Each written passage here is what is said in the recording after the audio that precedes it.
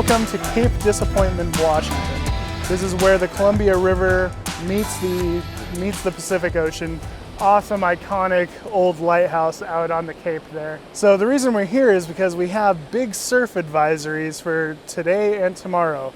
We should be getting some really large waves tomorrow. They're scheduled to be above 20 feet, which can make for some really cool shots as it crashes against the rugged coastline here. So right now I'm set up and I'm pretty much going to be shooting the same composition over and over at this place. I'm using a remote.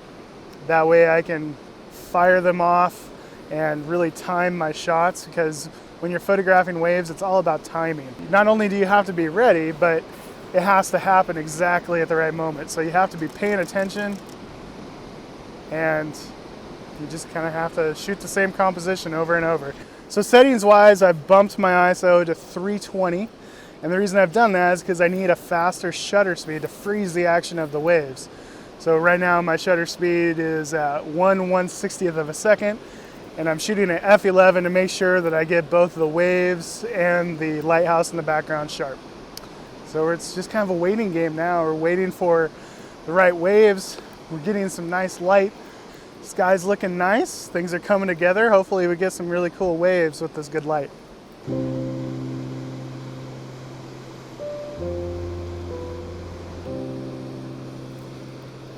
Every time I turn my back, I miss a good wave. But we are getting some really cool splashes. The waves are not nearly as big as they're gonna be tomorrow morning, which is really exciting. Definitely getting some cool shots. There's something just so therapeutic about wave watching. You can just sit here and watch waves over and over and over, and it never really gets old, especially when the light is decent like it is now. It's really fun. It's getting dark enough to where getting that fast shutter speed is kind of tricky. I'm up to ISO 500 now, f8, 1/100th of a second. But I've definitely gotten some really nice splashes. They come in sets. Typically they're like 5 minutes long, and you'll get really great waves for 5 minutes, and then you'll get very mediocre waves for 10 minutes. It kind of lulls you to sleep, like right about the time that you give up on the waves and you think, well, looks like the waves are done, a good set comes in and it surprises you. And that's also what makes the ocean kind of dangerous, is because those rogue waves can really sneak up on you. If you're shooting waves and you think that it's done, you're better off just to wait it out and just wait and see, because a lot of times you just can't predict it. So I've got to continuously check my exposure, make sure I'm bright enough. And as it gets darker, I need to just keep cranking my ISO a little bit. There you go, that's what I'm talking about. Very nice. Really liking the glow that's happening kind of back behind the lighthouse. That's gonna make sunrise really compelling, because if we can get good waves and good light, it could be really epic. We'll wait and see. Typically with these big waves comes just rainy, cloudy weather. But if we could get good light too, that could make a serious portfolio image. So that's what I'm hoping. I drove all the way across the state hoping for one of these really iconic, epic images. Because really, I'm not gonna go home with a whole bunch of different compositions. I'm just hoping for one really, really good one.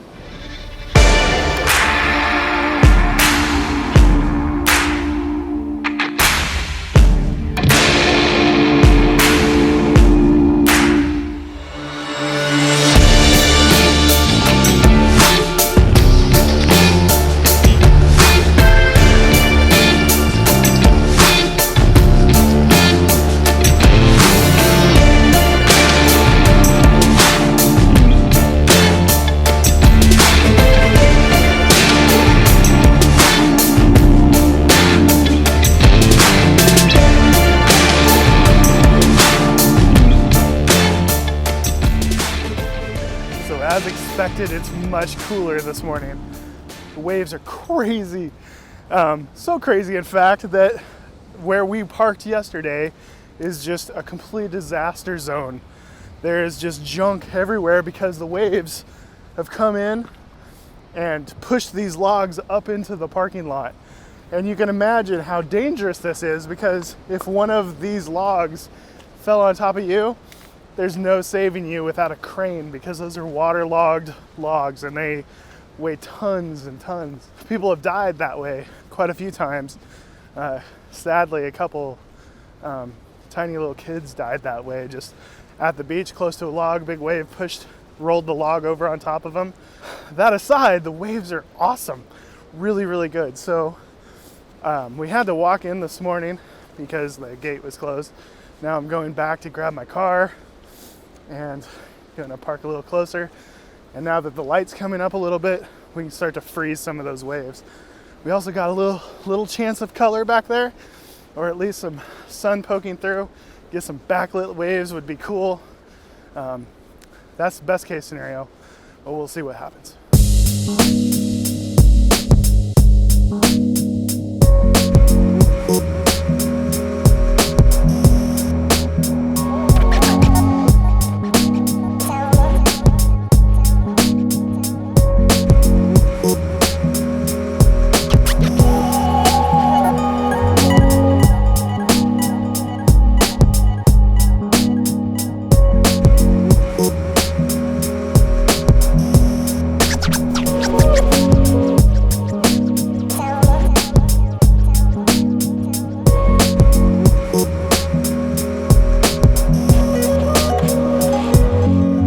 Those backlit fan waves are so much fun to shoot, especially when they're huge like these.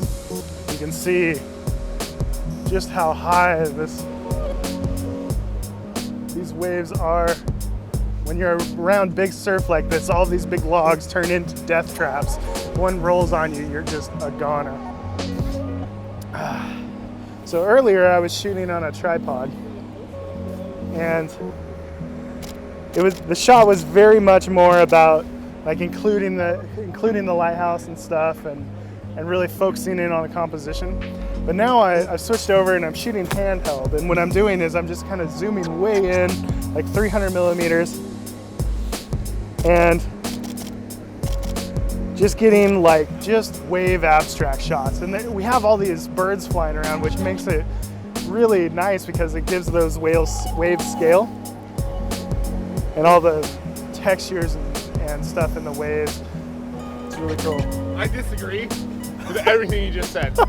Everything. And because the light is changing so quickly, I've moved over into auto ISO. Oh, that's cool. I've moved over into auto ISO, and that way when I'm shooting a wave that's in the sun,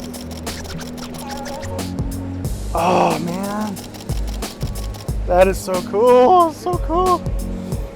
That way when I'm shooting a wave that's backlit really hard into the sun with direct light, I can expose for my highlights. I've gotten really lucky with light this morning. It's so much fun.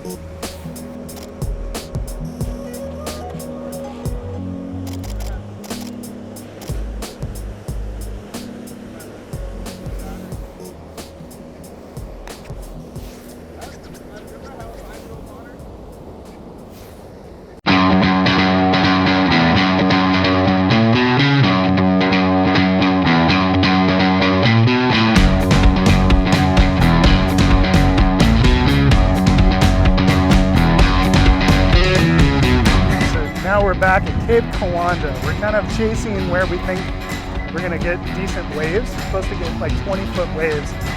And a sign of that is all of this sea foam that's showing up on the beach. There's a telltale sign. It takes big waves to create all that foam. We're going to hike up to the top of Cape Kanda, try to find a good perch, hope that the sky cooperates and we get some light as well.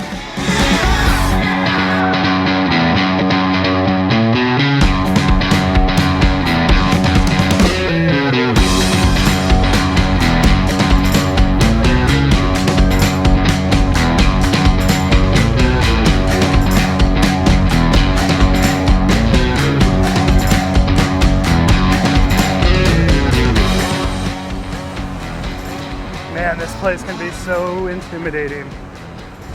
All right, so we're set up. I've kind of got this as my comp with kind of a wide angle shot, big old waves coming. I have to be so careful here because if a wave pushes me this way, I'm a goner. It's really, really intimidating. But we got some big old waves coming in. Whoo, look at that. This is spooky.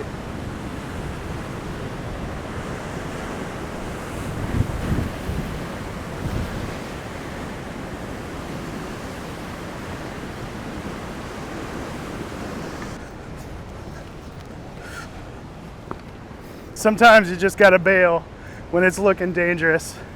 And it was looking dangerous. Yeah. Oh, what a crazy night. So I've been down below, and just about the time I was about to give up, a rainbow pops out. So I'm lucky that I stayed down there and got that. We couldn't see this sky from where we were, so I climbed up here, and we don't really have much of a foreground. I mean, I've got a cliff and some water and then the sea stack. I'm gonna take a couple shots, but got a great sky, just no foreground. But what a crazy, crazy night. You can tell how windy it is. It's been windy and rainy and stormy. Got Majid and those guys way over there on the crest there. Blustery, muddy, trying to climb out of there after it had been raining. It's just a slick of mud. I'm gonna take a couple shots while the light is like this. Thank you guys so much for watching. Please like, subscribe, and add me on Instagram, just /Nick Page Photography. Add me on Facebook, Nick Page Photography, and we'll see you guys in the next video. Here's the shots that we got this week.